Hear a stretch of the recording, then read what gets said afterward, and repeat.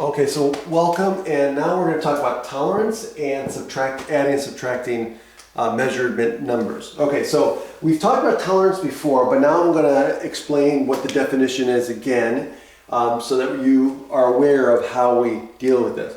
So tolerance, in many situations where we're looking at blueprints or technical situations, we're looking at drawings,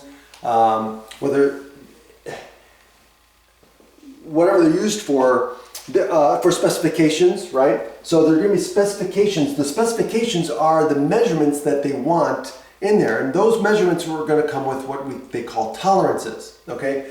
So the tolerances is going to be the amount of error that is acceptable. That's what the tolerance of the specified numbers is. So we have our measurement. This is usually the average, right? But this is what their measurement is. And then it comes with a tolerance attached to it. This is the tolerance, okay? So in this case here, the measurement is 2.835 inches with a tolerance of 4/1000th of an inch, which means you could be off by as much as 4/1000th of an inch from this measurement and you're still going to be okay. So as long as you're within, right? So this is the measurement. As long as you're within 4/1000th of an inch, you're within tolerance, okay? If you're outside that amount, then you're not in tolerance and you're what we call non-conforming, okay? So what does that mean? Well, again, just like before, that means I could be as high as what? So as long as I'm up to 2.839 inches or as low as 2.831 inches, as long as I'm within that range, I'm okay. Okay, that's what it means. That's what tolerance is standing for. So tolerance is, I would look at it as very similar to the greatest possible error, right?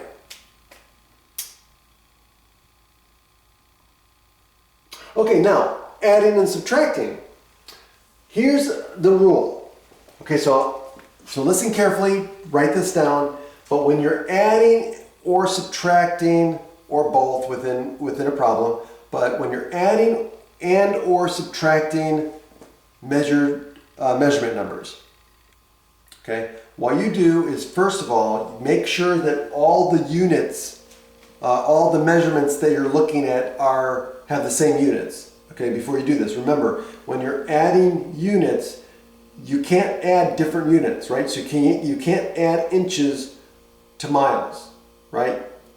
You've got to add inches to inches or miles to miles or pounds to pounds. So again, step one is make sure that all the units are the same. If they're not the same, then get a common unit.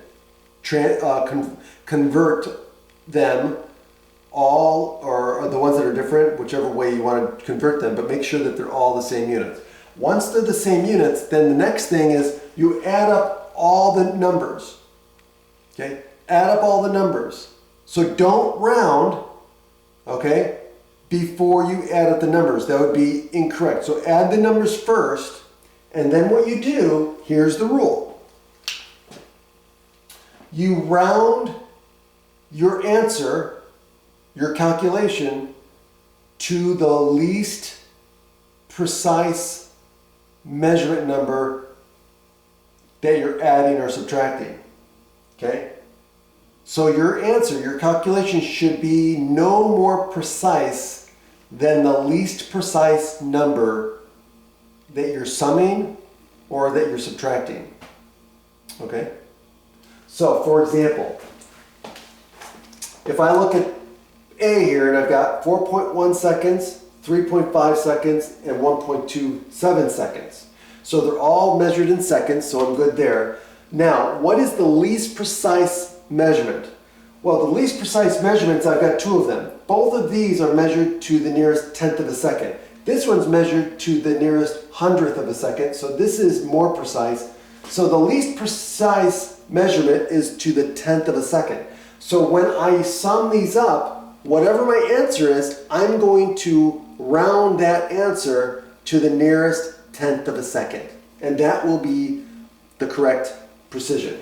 Okay, so, and again, think about it. I don't want my answer to be rounded to the nearest hundredth of a second when I've got two answers here that are only precise up to a tenth of a second. Okay, that would be inaccurate. That would be misleading, right? So what I'm going to do is I'm going to round to the least precise, and that's going to be a better measurement. So again, so let's add these up. So I get 4.1, 7.6, 7.6, 8.87. So this adds up to 8.87, right? Seconds. Okay, so double check that, right? So 4, 7, 8, 8.1, 8.6, 8.87. Okay, so now this is going to then be approximately, so I use these curly equals, so a wavy equals, right? Means approximately, so 8.8 seconds is going to be approximately 8.9. So I'm going to round up to 8.9 seconds. And that would be my final answer. Now, I'm going to do the same thing for the others.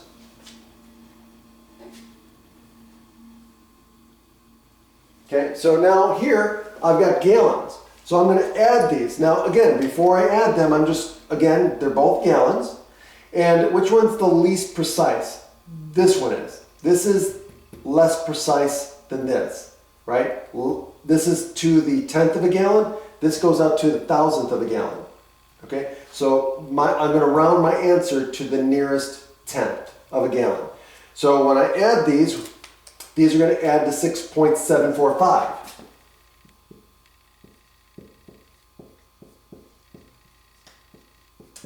Okay, which I'm going to round to the nearest tenth of a gallon. So I'm going to round, in this case, this is a 4, so this is going to be round to 6.7. So this is going to be approximately 6.7 gallons. Okay.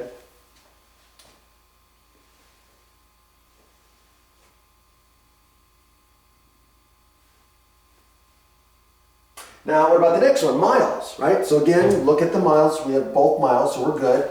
And so which one is the least precise? Well, this one is measured out to the thousandth of a mile. This one is measured out to a hundredth of a mile. So I'm going to round to the nearest hundredth. So that means I'm going to subtract these two. So when I subtract them, I get 212.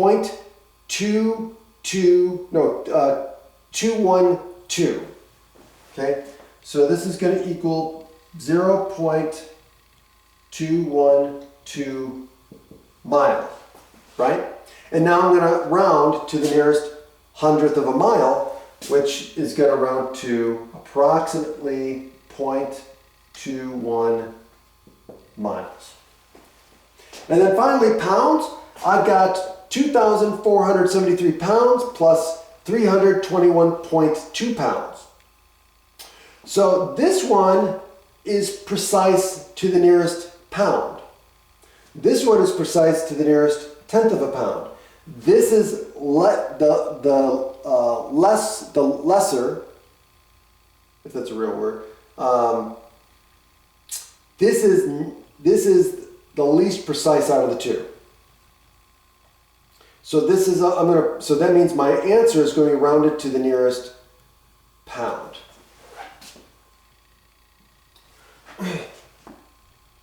So add these up, and what do you get? You get 2794.2. Right? So 2,004 plus 3 is 7, 27. Oh, did I say 9? Oh, yeah, that's right. Yeah, 7 plus, oh, okay, so I'm sorry. 2,000, and then the 4 plus 3, and then the 7 plus 2, and the 3 plus 1, and then 0.2. So then this is going to be rounded again to the nearest whole number, right? The nearest 1. So that's going to be 2794. So it's going to be approximately 2,794 94 pounds.